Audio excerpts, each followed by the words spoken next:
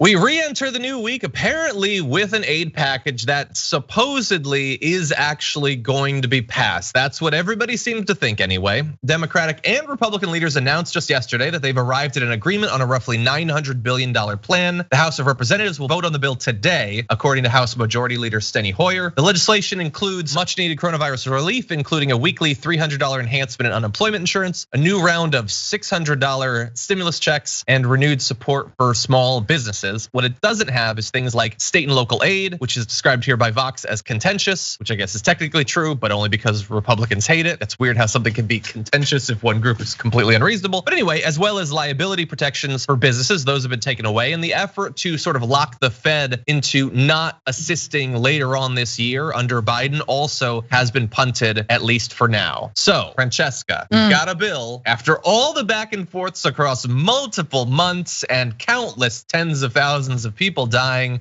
What do you think of it? I need a Vox explainer video for this. Where are my explainer videos? I used to do them all the time, and now I'm like, I miss the younger me that would just do explainer videos about this. But it's like, it's hard to know. It's like having a bowl of very mediocre soup that has a pube in it.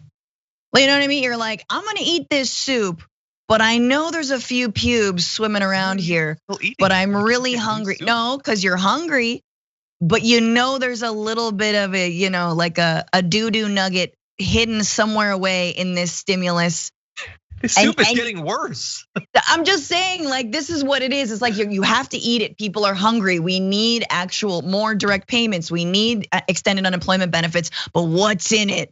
What's in it that's bad for everybody? It seems like they might have been able to prevent some of the worst things, like if they didn't include the provisions for immunity for corporations and limited liability for any corporations. That's amazing because, as we know, corporations have been sending their employees back to work with COVID. They have been putting them at risk, right? And I think there's gonna be a new day in terms of labor protections and all this, and also the fight for things like paid sick leave and really expanding workers' rights. I mean, we can't spend this long talking about how essential they are and not really have this moment give birth to a new and much deserved labor movement, which I hope it does.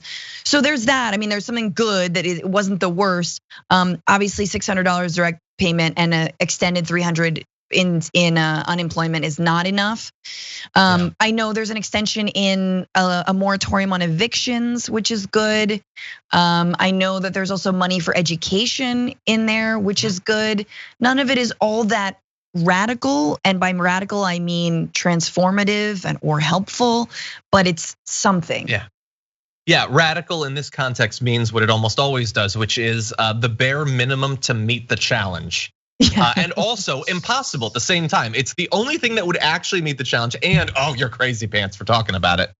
Yeah. By the way, coming out of this, if I ever am lucky enough to be invited to dinner at your house, going to avoid the soup course because you make too many compromises on your soup. I'm worried, like, what could drop in the soup for you to remake it? I don't know at this point. But anyway, what is dropped into the soup of this stimulus package is those aid checks of $600, those will be going to people who make less than $75,000 a year. The unemployment aid is gonna go through until March 14th. $325 billion has been repurposed from the PPP for small businesses. So again, remember that when they throw out these dollar values, this is not all new money. So it's smaller even than it seems. And bear in mind that this small business aid, which apparently they've been sitting on hundreds of billions of dollars, is going to finally be repurposed and hopefully given out after 100,000 small businesses have already closed. We've got $25 billion in rental assistance. Advocates for those who are about to be evicted say you need about $100 billion. So I guess we're 1/4 in a good spot. And the $600 checks, it exists simultaneously at a place where it is obviously not good enough. And also we only have it because thankfully we have some good progressives in office. You had people like Bernie Sanders and Ro Khanna and AOC and other members of the squad who are actually there fighting for us, and thank God that they are. If the Progressive Caucus hadn't said they're not gonna vote for this, if it didn't include the survival checks and all of that, we wouldn't even have the paltry, kind of offensive and insulting level of checks that we do. That's really important to remember. I think that there's been a lot of pile on of the squad recently for other reasons, but the fact is that this has been the main issue for Congress. This has been the main issue for Democrats. Now, why the speaker is not a better leader, why she wrongly said that and held out on a better package offered by Steve Mnuchin before the election and held out, that we still don't know. That there's still not a good answer for, right? But absolutely, I mean, a week ago when we were looking at no stimulus, direct stimulus checks, or no direct payments, and now you've got $600. I gotta be honest with you, John, like, I'm glad there's direct payments. I'm still not happy that Donald Trump's name is gonna be on them. Like, that feels incredibly scary to me still, because we know that it gave him a boost in the election, and it means a lot when you see someone's name on there, Yeah.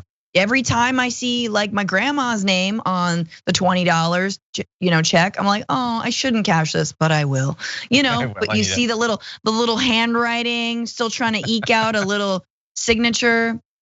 But no, so anyway, there's part of me that's like, why would we even give this to him right now? Yeah, and I'm sure that they want to get it out, and they're saying it's coming soon. They're going to try to get it out before the election. I think that that's going to be very difficult, but it's obviously that the election is on their mind in wanting to do this. But look, what I want is our elected representatives to be responsive to what people actually want. If the only time that can happen is in the week before an election, I guess that's one percentage point of the way there. And his name being on the checks would be ridiculous.